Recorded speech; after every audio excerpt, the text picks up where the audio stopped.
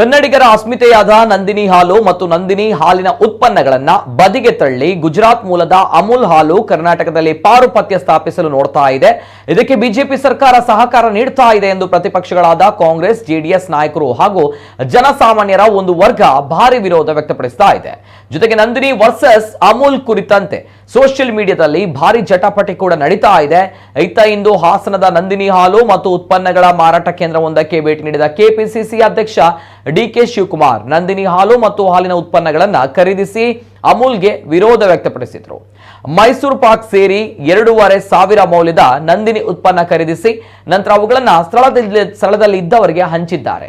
ಬಳಿಕ ಮಾಧ್ಯಮ ಪ್ರತಿನಿಧಿಗಳೊಂದಿಗೆ ಮಾತನಾಡಿದ ಅವರು, ನಂದಿನಿ ಅಳಿವು ಉಳಿವಿನ ಪ್ರಶ್ನೆಯಾಗಿದೆ, ಹಾಗೆ ಕರ್ನಾಟಕದ ಹಾಲು ಉತ್ಪಾದಕರ ಪ್ರಶ್ನೆಯಾಗಿದೆ.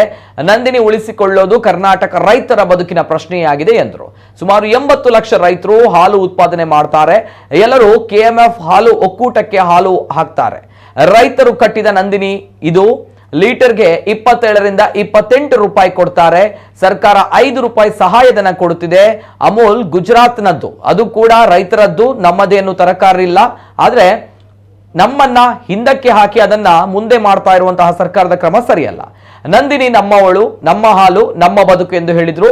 ನಮ್ಮ ರೈತರು ಬೆಲೆ ಏರಿಕೆ ನಡುವೆ ಹಾಲು ಉತ್ಪಾದನೆ ಮಾಡ್ತಾರೆ. ಅವರಿಗೆ ಸರ್ಕಾರ ಏನೂ ಸಹಾಯ ಮಾಡಿಲ್ಲ. ನಮ್ಮ ಹಾಲನ್ನೇ ಮಾರಾಟ ಮಾಡಲು ಆಗ್ತಾ ಇಲ್ಲ.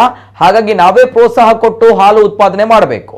ಹಾಲಿನ ಉತ್ಪನ್ನಗಳಾದ ಮೈಸೂರು ಪಾಕ್, ಪೇಡ, ಬಿಸ್ಕೆಟ್, ಚಾಕ್ಲೇಟ್ ಅನ್ನ ಪಕ್ಷದ ಅಧ್ಯಕ್ಷನಾಗಿ ಖರೀದಿ ಮಾಡಿದ್ದೇನೆ.